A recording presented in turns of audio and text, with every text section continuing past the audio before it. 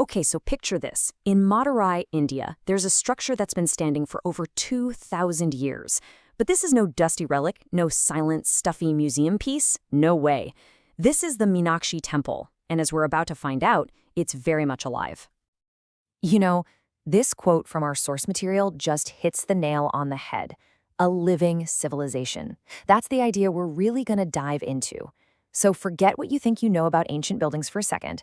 I want you to imagine a place that is pulsating with energy right now. As we speak, it's a great question, isn't it? How can a building, something made of stone, actually be alive? Well, let's find out how this ancient marvel acts less like a monument and more like a living, breathing organism. So, first things first, to get why this temple is so alive, you have to understand its location. It's not just some landmark in the city of Madurai. In a lot of ways, it is the city. The city's layout tells the whole story. Just imagine a lotus flower for a second. The temple is right there in the middle. It's the heart. And the city streets radiate out from it in these perfect concentric squares, almost like petals unfolding. The entire existence of Madurai, right from its blueprint, revolves around this sacred core. Now, a place this central to a city's whole identity, it doesn't just pop up overnight. Its story isn't some simple straight line. It's a true epic, a tale of creation, destruction, and just incredible resilience, all forged over thousands of years. I mean, its origins go back more than 2,000 years, popping up in ancient Tamil literature. But then, in 1310, it was nearly lost, sacked and pretty much destroyed during an invasion. And yet, it rose from the ashes. It was rebuilt, even bigger and grander, and reached its absolute peak under the Nayak rulers. It's just this powerful symbol of a culture that refused to be erased. And get this, its role in daily life was total.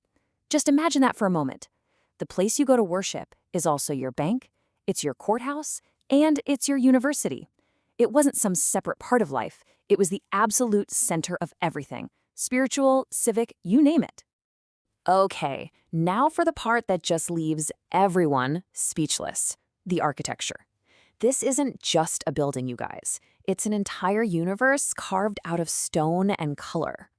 33,000. Just let that number sink in. That's the estimated number of vibrant, incredibly detailed sculptures that cover the temple's 14 massive gateway towers, or gopurams.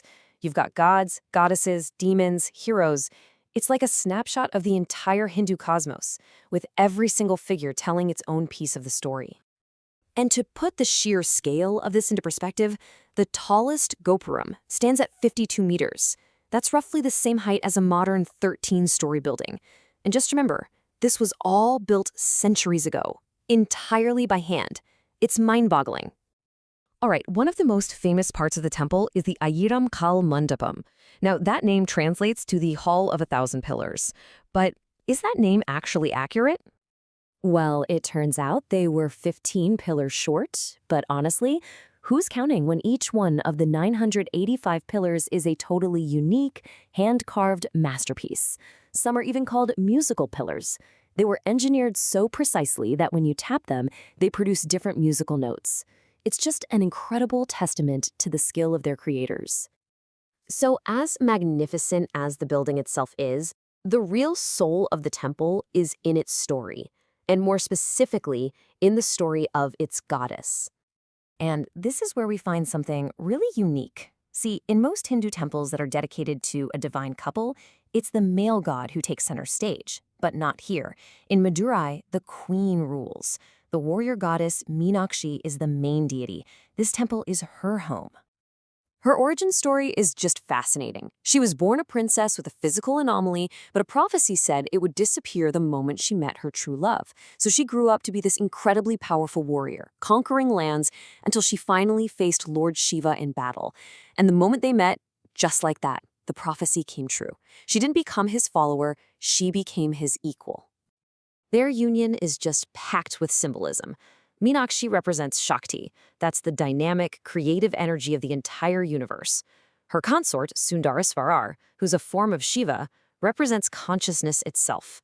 The idea is that one can't really exist without the other. It's a story of a true divine partnership. So we've covered the geography, the history, the myths. But how does all of this come alive today? Well, this is where you really see that it's not a relic at all. Just look at this rhythm. 6 times a day, there are ceremonies happening. Every single night, there's this beautiful, intimate ritual where an icon of Lord Shiva is carried over to Meenakshi's chamber. And then once a year, the entire city just explodes into this massive festival to celebrate their divine wedding. This temple never sleeps. And if you were to actually go, these tips from the source aren't just about, avoiding the crowds. They're about how to tap into the temple's lifeblood by seeing the quiet rituals, hearing the stories, and feeling the energy of the market streets, which are really just an extension of the temple itself. So this is what it means to be a living civilization. You have this constant flow of people, the daily rituals, the huge annual festivals, and its unbreakable link to the city. It all comes together to make the Meenakshi Temple a breathing, sacred ecosystem. It's endured for centuries, and it's still thriving. Which kind of leaves us with a question, doesn't it? The Meenakshi Temple is the living heart of Madurai. So what are our modern equivalents? What structures or institutions in our own cities are so vital, so woven into the rhythm of our lives that they feel truly alive? It's definitely something to think about.